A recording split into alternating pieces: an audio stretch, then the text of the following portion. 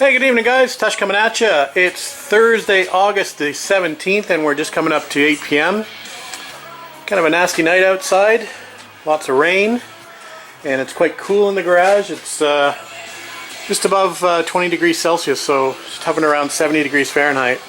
Anyway, comfortable to be working out in the garage. I'm sure it'll get a little warmer as we start to work on the car.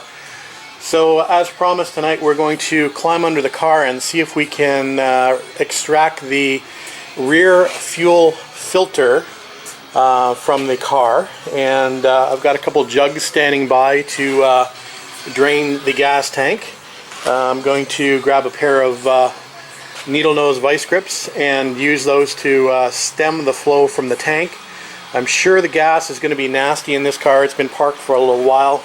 I did take a whiff of the actual filler cap, and it does smell pretty varnishy. So, yeah, don't think it's going to be nice smelling stuff coming out of the car. So, anyway, we'll go ahead and get under there, and we will see what we can do to get that old filter off. I wonder how many 81 Alphas still have their original gas sticker on the inside here.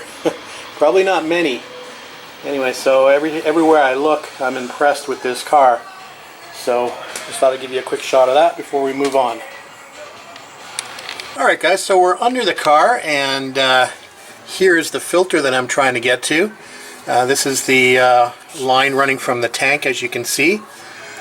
So I'm going to take this bottom clamp off first and swing this hose down. We're going to cut this strap off. It's just holding this little excess of fuel line, and we'll bring this down into my containers. I don't know if I'm going to be able to crimp this line. I doubt I will be able to. So I better have some extra tanks standing by just in case I start to overflow. So I'll probably have a few backup tanks under the car with us. I have no idea how much fuel's in this car. Battery's dead, long dead, and obviously gas gauge I can't read without a battery. So, and I don't necessarily want to turn the car on anyway with it having bad gas in it. I'm not sure if the electric fuel pumps activate as soon as I turn it to accessory, because I don't want to actually start pumping this old fuel up to the injectors. So my preference is to just go ahead and take this off. Who cares how much is in there? Just have to have enough containers to catch it. Alright, try not to get it on myself. That's it for now. Alright guys, here we go. Hopefully we don't get too wet. No smoking please. We're going to pull that bottom line off. The clamp's been loosened. We got a bunch of tanks here, ready to go if need be. So, wish me luck. Alright guys, success. The rear fuel filter is out of the car, and I didn't get too much gas on myself. There actually wasn't a whole heck of a lot of gas in the tank itself. Basically it was pretty much empty. I just hope it hasn't all turned to varnish in the tank and it's all sludge in there, so because I definitely didn't get a lot out of the tank. Anyway, I'll give you a quick look at the filter once I get out from underneath the car. There's a couple little, there's the rubber boot that goes around the filter, and there's the bolt with a spacer that goes back for the clamp, so we'll make sure we don't lose those because we want to put everything back the way we took it off. Alright, we'll come back. Alright, we're just going to verify that the tank is empty, or we're going to have a look, try to have a look and see what it looks like inside. So I'm just pulling out the, I'm not sure if this is the electric pump or the sending unit or a combination of both. Anyway, we're just going to make note of the wiring, and we're going to pull this straight up and out of the car, hopefully. Alright guys, just before I end it tonight, I just thought I'd give you a quick look at the filter that we removed from the car. So that's what the filter looks like. There's a part number on this, FISPA2K. Obviously the directional arrow for the flow. So I'll give you a quick look at that. I decided to give up on removing the pump out of the tank. It does look like there's actually some fuel still left in the tank. So anyway, we'll get to the bottom of that tomorrow. I know it's dark in there, but we'll figure out how to get that pump. I didn't want to break it, so I'm going to do a little bit of research on how to get that pump out of the fuel tank safely. It does look like it's a combination pump and sending unit as well, so we'll figure that out. We did manage to already break one of the wires. Let me just grab a flashlight and I'll show you what I mean. One of the soldered connections or riveted connections to the top of the unit itself. Looks like it was a little bit corroded, so I don't know if you can see this or not. So we've managed to snap this guy off the top of the unit, so not sure if that can be riveted back on there or not. Anyway, we may be looking at replacing this pump anyway. It does look like it's seen better days. So, and it's pretty varnishy. I mean, the gas smells horrible, so we may look at what it costs to invest in a new pump anyway while we're here. Anyway, so it begins. Anyway, that's it for tonight. We'll get ready for work tomorrow, and hopefully we'll get out here over the weekend. Alright guys, Tush coming back at you. It's just after 7 p.m. on Saturday, August the 19th, and did a little shopping this morning for the Alfa. Sort of an expensive morning. Stuff's not cheap. It's a lot more expensive than what the stuff for the TRs tend to be. So I got this Max Gear Oil 75/90 weight for the differential for the Alfa. It's a limited slip gear oil. They recommend Spyrex, Shell Spyrex oil for the differential, but it's not something I can get up here, so we went with the Royal Purple. That's about $25 each for these for 2 quarts, so $50 for 2 quarts. So that's fairly expensive. The VR1 is for the engine oil. It's the 2050 VR1 racing oil. It's got the levels of zinc that you want in it. Here you go. That's about $50. And the transmission itself, according to the Alfa guys on the Alfa forums, they recommend the red line. I think it's the NS for the gearbox, and that was $50. So basically $150 just for the oils for this car.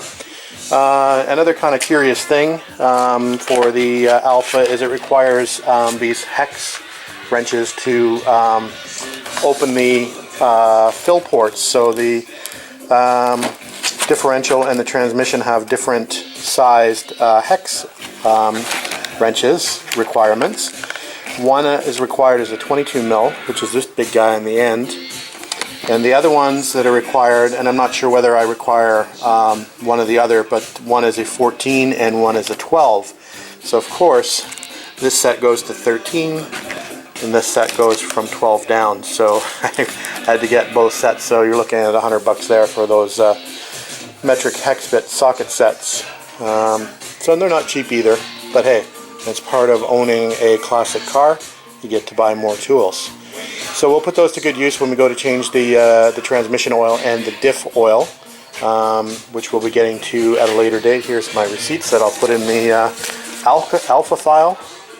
We'll have to start an Alfa file, never to be looked at again. Anyway, we left off at the fuel pump in the in-tank fuel pump and sending unit back here, so we're going to get back to that. I did actually order from Centerline Alfa. We ordered a new sending unit and a pump and gasket and screen. So that's being shipped to us, and I think it's going to arrive next Tuesday or Wednesday.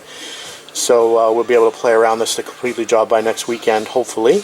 So I'm going to go ahead and pull that out. I did a little bit of research on getting this pump out of the tank, and looks like it just needs a little bit more muscle than I was giving it. I was concerned about bending the float that looks a little spindly on the side of the sending unit, but since I'm not going to be reusing this, I have less fear about breaking it. And like I said, when I pulled it out as far as I could, it looked like it could probably use a new pump in there. It looks like that might be, who knows, might even be the original pump to this car. So starting with a new pump will be a good base point for me. Anyway, we're going to get some gloves on. We're going to get some light in here. We're going to remove this hose, which will make it easier for me to pull that sending unit all the way up and out. So we'll remove this hose. We do carefully keeping the hardware off to the side. We don't obviously want to drop any of that in the tank, so we've got a magnetic tray for that. So without further ado, we're going to go ahead and take that top hose out and give a shot to removing that pump and sending unit for the second time. So we'll come back when we're successful. Alright guys, so the old in-tank pump is out and we just got it sitting on the floor. I'll give you a better shot of that in a second. But we'll just take a look at the fuel tank, and there's definitely fuel in there. I'm not sure if you're going to be able to see that or not. So I'm not sure why that fuel didn't drain out when I removed that line. Maybe there's some crud blocking the pipe, who knows, some rust or something, but we'll endeavor to get that out. Maybe I'll take the cap off and see if that's creating a vacuum so it's not coming out. If not, maybe I'll give it a little shot of compressed air up through the line to see if that will release something that might be caught in the line, like a little bit of rust or something like that.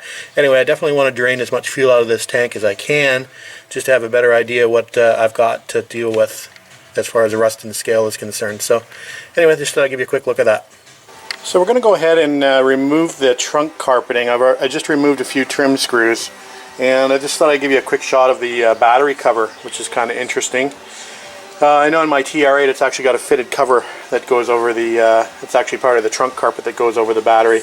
In this case it's got this little plastic piece that actually, it's got a couple sort of thumb screws that attaches to the inner structure of the inner fender to cover the battery. So I'll give you a quick shot of that before we remove that and remove the carpet. Alright guys, here's a better look of the trunk area with the carpet removed. Like I said, it's in pretty darn good shape for an 81. Even the battery tray looks good. No rust on the battery tray. So yeah, I'm just trying to figure out the routing of this fuel line, because obviously I'm doing something wrong, and I'm figuring it out as I go along. Obviously the in-tank mounted pump comes out, the fuel flow comes out the top. So here's the pipe that the fuel pump connects to. So the fuel actually runs along this rail here and goes down through, so, and then through the filter and up to the front of the car, actually up to another pump and then up to the front of the car. So that obviously is not going to have a lot of fuel in it. So I've drained what little fuel there was in that line, so I really need to probably disconnect the return line to the tank to be able to get the fuel flow out. So we're going to go ahead and do that. That's a little bit more difficult to do. It's a shorter line, it's got a longer fall to a container, let's say, so I think we may get a little wet when we go and undo that other fastener and other line underneath there. So we're getting to the bottom of it, so you're learning as I'm learning, let's say, and we're just figuring things out as we go along. So this is all new to me, this mechanical fuel injection stuff. Alright. So disconnecting the return line will not do me any better than what I've done so far, because the return line is actually higher than the tank as well. So I think I have two other options. That's to actually pump the gas out of the tank with an electric pump, or to actually remove the entire tank. And it looks like it's really just held in here with this plate here, this other plate here with a couple bolts, and obviously some piping that need to come off. So I'm not sure whether I want to go ahead and remove the tank. That would probably be the best thing to do. But the easiest thing to do would be to get the electric fuel pump out that I've got and just hook it up to a battery and siphon all that pump out, or all that old gas out of the tank.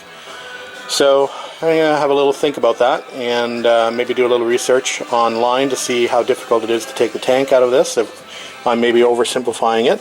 But it does look like it may be fairly easy to take the tank out. Whether I want to actually go ahead and do that, that's another story.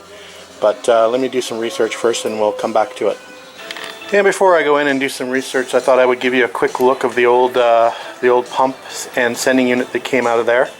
So it does have a little bit of sediment on it. The filters are definitely got a little bit of rust involved in them as well. So I might be able to clean this up and keep it as a spare, but I think we're probably doing the wise thing to get a new one in there. So anyway, technically I could drop this back in there and hook up the power and pump out the old fuel out the top. But anyway, now that it's out, I don't necessarily want to put it back in there. Anyway, just thought I'd give you a quick look at that. And like I said, we got a new one on the way. So that should be a good base line to start from. We'll know that we have a new pump. May not be better than the old pump, but at least we have a new one. Anyway, we'll keep this as a spare. So I thought I'd take a quick look at my next project, which will be removing the engine compartment fuel filter, and that is way down in there. And I've done a little bit of reading on that, and that can be a bit of a pain in the butt. It requires the removal or the relocation of the washer bottle, which I've done. So anyway, I'm sure that's going to be fun to get to, but we'll play with that a little later after we get the gas trained out of the tank. That's the first objective, then we'll worry about this whole filter unit up here. Looks like fun, eh? Alright guys, Sunday, August the 20th, just coming up to 10 a.m. Beautiful day so far this morning. So we've just made another run to the parts store.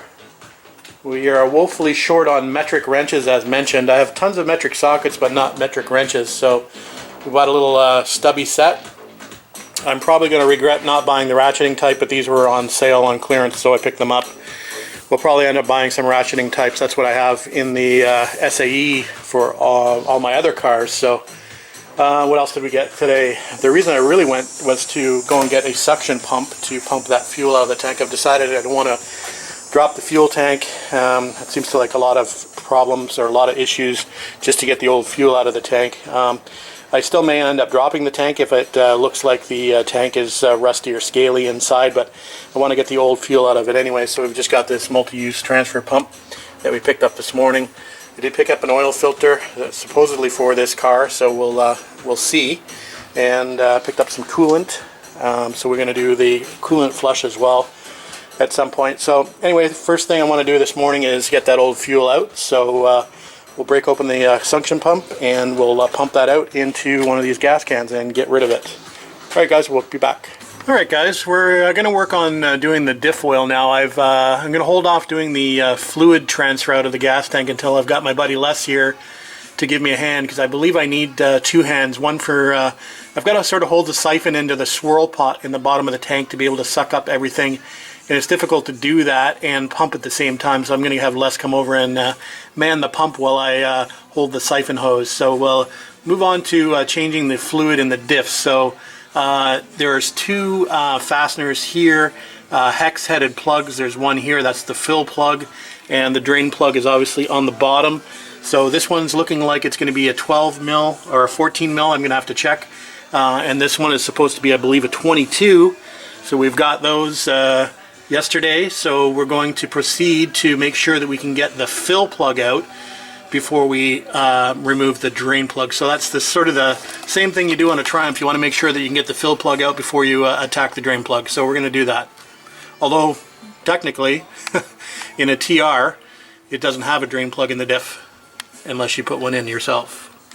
So the drain plug on an 81 is a 12 mil, so that's worked so far. So the drain plug, obviously it's on its way out. So that's the first step, and the next step will be to go for the drain plug. So anyway, we'll give you an update when we get that one coming out. So I've been led to believe that this is supposed to be a hex head bolt or plug in here, but that definitely looks like it's going to take a socket to remove that, so I'm not sure if that's a aftermarket plug put in there, but definitely not going to take a hex head.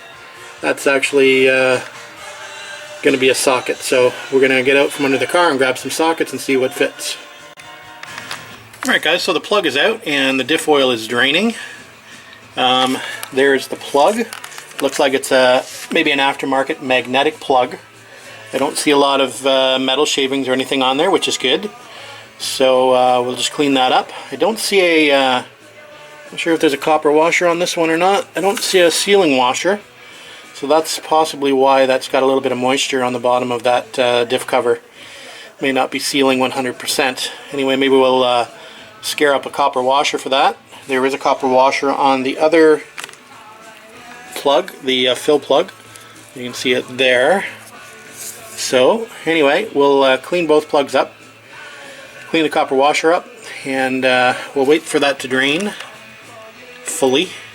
can see how much oil came out. You can see the fill line maybe on the bottom of the jug. Anyway, we'll just let that continue to drip and empty itself completely before we fill her up. Alright guys. Alright, I've got my Alfa Romeo expert here to lend me a hand to drain the fuel out of the tank. So anything to say this morning, Les? Good morning, ladies and gentlemen. This is Charles here. Charles. What's an Italian name? Giuseppe. Giuseppe. Or Mario, something like that. Angela. So this is Giuseppe? No, Angelo. I'm Angelo. Angelo. So Angelo's here to lend me a hand this morning to siphon the fuel out of the tank, so we're going to get to it. Get all this smelly stuff out of the garage. Yeah. Alright guys, that suction pump worked very well to get most of the fuel out of the tank. There's just a little bit in the bottom of the swirl pump. The swirl pod actually on the bottom of the tank, and you can probably see that it's a little bit sludgy and a little bit rusty in there. So I do have a little bit of a concern about that, but we'll sort of maybe take a little bit of a chance. We'll put some fresh fuel in it, we'll run it, we'll check the fuel filter ahead of the fuel pump. That's the one in the rear of the car here. Make sure that is changed often, and we'll probably end up checking the screen at the bottom of the new fuel pump pickup now and again to see if we're picking up any debris from the tank. It might be a winter project to actually drop that tank and to clean it out, but for now I think we just want to get this running. So I think what we're going to do is leave it as it is, install the new pump in there, and cross our fingers. Alright guys, we're now under the front of the car, and we're going to be changing the engine oil. So there's the plug, the drain plug for the engine oil. Interesting location for the filter, which is up there. So we'll have to get to that eventually. I'm going to probably stick my hand on the side here. Hopefully there's enough clearance for me to get my filter wrench in there. So yeah, the clearances as far as trying to get the things a lot tighter on this car than it is on the TR, that's for sure. So I don't have the smallest of hands. So some of these things are going to be a bit of a challenge for me. Anyway, we'll get to draining the oil, and then we'll get to attacking the filter. Alright guys, we managed to get the engine oil drain plug out. As you can see, it's also magnetic, and there's no debris on it, which is a good thing. This one was a non-metric wrench size, although you probably find a metric. I didn't have one, so I've used an 1 1/16 socket to get that off, fairly big socket. So we're going to clean that plug up and get it ready to reinstall. We're going to let the engine oil drip for a little bit. We're going to go after the filter shortly, but I thought I'd just give you a quick look at that plug. Again, it's not a, let's get rid of this wrench. It's not a hex head plug. It's just a regular hex bolt, I guess you want to call it. Anyway, there it is. We'll clean it up. Alright guys, we've got the drain plug all cleaned up and reinstalled. Obviously all the oil has been drained out, so now we're going to go after the filter, which is right here. So I've got my filter wrench down here. Hopefully we're going to be able to get this out without too much problem, so we'll go ahead and give that a shot. Alright guys, new filter is installed successfully. It's kind of weird how the when you remove the old filter, how the oil sort of just rolls off the top of the sump cover. So I was lucky that I had the pan positioned for it to basically fall off the rear of the cover into the pan. So that's a little different. I'm used to having like vertical mounted, not parallel mounted filters. So anyway, it's in there. I'll give you the FRAM number for that filter. That was the cross-reference. I'm going to cross-reference this filter number just to make sure that I've got the right one. I did get this at a local vendor, so hopefully their cross-reference works. Anyway, it's on there, so we'll move back to the rear differential and get that filled up. It's going to be drained by now, so we'll go and do that. One more item off the list. Just a quick shot of the filter that we put in. It's a FRAM PH16 is the reference number that it gave me for the filter, so we've got an extra guard filter. It's sort of a mid-range filter. There are obviously more expensive ones that filter down to more microns, but we just decided to go with the FRAM, as that's what I could find locally. Anyway, I'll take a quick shot of the filter that we took out of it. So the filter that was installed on it is actually kind of interesting. It was a Mopar branded filter. You can see that. And it's FE190 is the part number on this filter. So just thought I'd give you a quick shot of that. Just thought I'd go over capacities, and this is from the owner's manual. So the cooling system is 9.7 liters or 2.5 gallons. The oil takes 6.6 liters, quite a bit of oil actually, and that's fully drained. I guess the entire system and everything, including all of the lines, holds 7.16 liters total. The trans takes 1.85 liters and the diff takes 1.4 liters. There's also some steering box fluid that's required, and I think it takes something like 0.5 or less than 0.5 liters. So anyway, those are the main capacities that I'm looking to look after. So we're going to move back, like I said, to the diff. So I need 1.4 liters of diff fluid in the diff. I believe the method is to fill, make sure the car is level on jack stands, and then fill obviously until the fluid runs out the fill port. So that's what we're going to do. We're going to use a squeeze can to do that. Yeah, so we'll fill that up with that royal purple fluid that we're going to use. I showed you earlier, I think, in this video. So I'm going to be using the Max Gear 7590, and this is for limited slip differentials. It's expensive stuff. It's about 25 bucks a bottle. So this is going in the differential, and as mentioned previously, we've got some Redline NS, I think it is, coming for the gearbox. So that's on order and is probably arriving around Wednesday of this week. So anyway, we'll get the diff done. Got to remember to put engine oil in as well. We've got the VR1 2050 for that. So I'm going to need another liter or so of that to fill up the engine completely. Anyway, we'll put what we've got in it, and we'll make another run to the parts store. So this is what I'm going to be using to fill up my diff. It's just a squeeze can with a flexible spout on it, and I've sort of chopped the tip off to make it a little wider. I use this to fill the diff up in the Triumph, so should work well for also doing the diff in the Alfa Romeo. So we're going to fill it up, like I said, with the Royal Purple, and we'll squeeze 1.5 liters in there, or like I said, until it runs out the fill port. Alright guys, the diff oil is done. I think it's going to be a little give and take with this car compared to my Triumphs. The differential is definitely easier to drain and fill versus the TRs. You're probably going to get a lot of comparisons from the Alpha to the TR, and when I work on it, unfortunately. So anyway, so Alpha wins as far as differential fluid top up or draining. So let's move on to the gearbox. We'll get under the center of the car.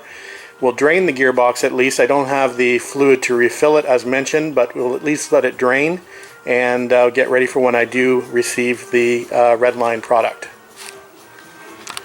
Alright guys, we're under the gearbox or transmission, whatever you want to call it. There is the drain plug. So it's going to be another socket on that one. And up here is the fill plug, and that's going to be a hex again. I'm not sure whether it's a 12 or 14, but we'll find out shortly. So again, first thing you want to do is make sure you can get the drain plug out. So we'll do that first, and then we will remove the drain plug, and we'll obviously have a container before we do that, but we'll, like I said, remove the fill plug first. Alright, so we've got the gearbox oil draining successfully. I made a little bit of a mess, but not too bad. It's that initial gush, which is always the problem. Anyway, got the diff, or the trans plug out, and again it's magnetic type. A little bit of debris on it, which is not too bad, so we'll get that cleaned up and reinstalled. And we'll get ready for when I receive my Redline product to refill. So we'll just, like I said, we'll get out from under here, let that continue to drain, clean that plug up, and reinstall. Okay, engine oil is going in, so we'll get that out of the way. And like I said, I've got 6 liters of the VR1, and I think I've got a ½ liter over there in that bin from my TR3 trunk. So we'll use that to make up the difference, and we'll check the oil. I should mention that I've got, coming this week, I've got new plugs, and I've got a new rotor and a new cap to install. So we'll do those obviously before we attempt to fire the car up as well. Just thought I'd make a note of that. I would actually probably like to get some new wires as well, but I'm sure these will suffice to get it running. But I think we'll swap those out in the near future. So now for the real challenge, getting this engine bay fuel filter out.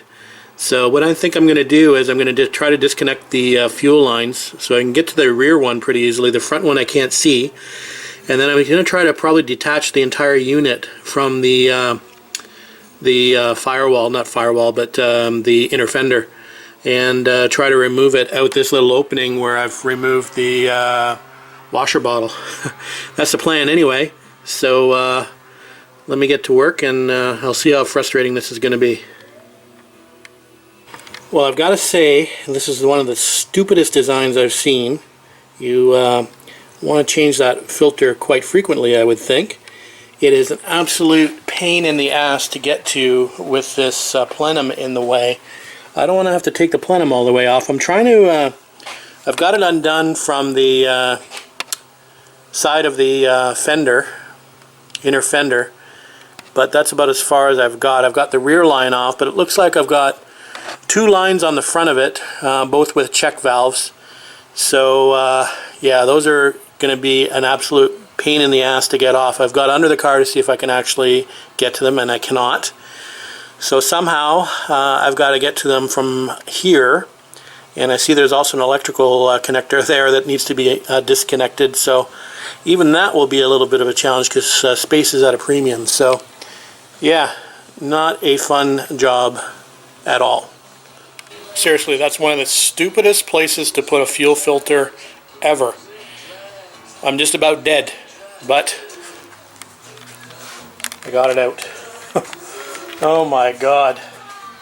It's a really tight fit. It doesn't go out the bottom. It's difficult to come out the top, so I ended up dropping the filter off the bottom and pushing the whole housing over to the right as far as I could go. And I ended up splitting those two lines down there and sort of pulling it up between the two lines. It likes to foul on parts of the suspension and the bolts that hold the housing to the inner fender. So lots of stuff to foul on down there. So that took me a long time to get that out. I don't want to have to do that very often, that's for sure. Anyway though, I guess if I do it often enough, I'll get some practice and I'll know how to do it quickly. So anyway, it's out. So we're going to pull that filter out of the housing. Well, there it is out of the housing, and it looks like it's been in there for quite a long time. I had to pry it out of the housing. So, who knows, this could have been the original filter for this car. No idea, but obviously a made-in-Italy filter. Anyway, so it's out. It's going to be a struggle to get it back in, but anyway, we've got half the battle done. Anyway, we're going to take a break, get cleaned up, have a Diet Coke. So just coming up to 7:30, and we're thinking about having a look at draining the coolant. You can imagine the smell out here. It smells like old gas and gear oil. So it's almost heaven. Anyway, we'll see if there's a petcock to drain the radiator underneath the car, and we'll go from there. So is it possible they may have made something easy? So I believe this might be the drain tap for the radiator. So we're going to undo that nut up there. I don't know if you can see that. Yeah, I guess you can sort of see it. And see if we get coolant flowing out of there. Got to get ourselves a container first though. Well, what do you know? Actually, the coolant looks really good. Probably didn't need to change it, but again, peace of mind. I'll know it's been done. So anyway, it's a nice steady stream. Got my little bucket here going. Didn't even get wet. Things are looking up. Alright guys, just after 8 p.m. and we've had a good day out here in the garage. Starting with that fuel tank this morning, and then we did the differential, drained the gearbox, basically did the engine oil and the filter, drained the rad, did the coolant, and we've got this front engine bay fuel filter out. So we're waiting on a few things. We're waiting for the new filter for this, and we're waiting for our gear oil for the transmission. So we'll finish this project up once those things come in, and I think it should be in by about Wednesday. So we'll probably be out here Thursday, Friday, maybe over next weekend, and try to finish this project up. Obviously, that same order has my new in-tank fuel pump and the center unit as well. So I've got everything coming. We just have to be patient and wait. And that's what we'll do. Anyway, we'll upload this for tonight so you can see what I've been up to. And we'll get out of here again as soon as we can. Talk to you later. Thanks for watching.